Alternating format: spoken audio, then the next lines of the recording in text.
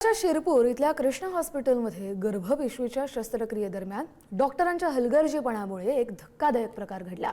Operation नंतर कापडाचा तुकडा महिलेच्या पोटातच राहिल्याने तिचा जीव धोक्यात आलाय। महिलेच्या तक्रारीवरून 2 डॉक्टरांविरोधात शिरपूर शहर पोलीस ठाण्यात गुन्ह्याची नोंद झाली आहे। या निष्काळजीपणामुळे पीडित महिलेला मोठ्या शारीरिक त्रासाला सामोरं जावं लागलंय।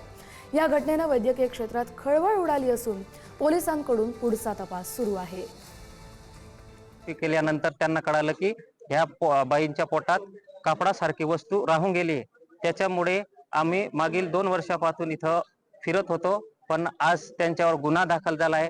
परंतु त्या सदर आरोपी डॉक्टरांना तात्काळ अटक करण्यात यावी आणि त्याचा वैद्यकीय परवाना रद्द करून त्यांचं हॉस्पिटल बंद करण्यात यावे, एवढीच आमची मागणी आहे। 2 वर्षापूर्वी एका आदिवासी महिलेच्या पोटात दुख लागलं असल्यामुळे ती महिला आपल्या पतीसह दवाखान्यात गेली आणि दवाखान्यात गेल्यानंतर तो जो काही प्रकार घडला, त्या दवाखान्यामध्ये गर्भपिशवीच्या शस्त्रक्रियेदरम्यान त्या महिलेच्या पोटामध्ये कापड सदृश्य वस्तू तशीच राहिली आणि या घटनेला 2 वर्ष झाले। तदनंतर विविध आदिवासी संघटना आणि त्या महिलेच्या परिवाराने पाठपुरावा करून तब्बल 2 वर्षानंतर गुन्हा दाखल करण्यात आलेला आहे।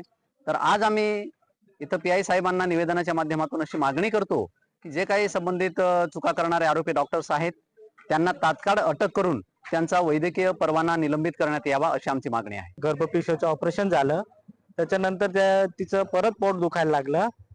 मग परत गेली दवाखान्यात, हिरे मेडिकल कॉलेजला गेल्यानंतर तिला अजून गर्भपिशवीचं मध्ये ऑपरेशन झाल्यात तिथं कापड असं आढळून आलं, असं तिला जाणवलं तिथं हिरे मेडिकलला।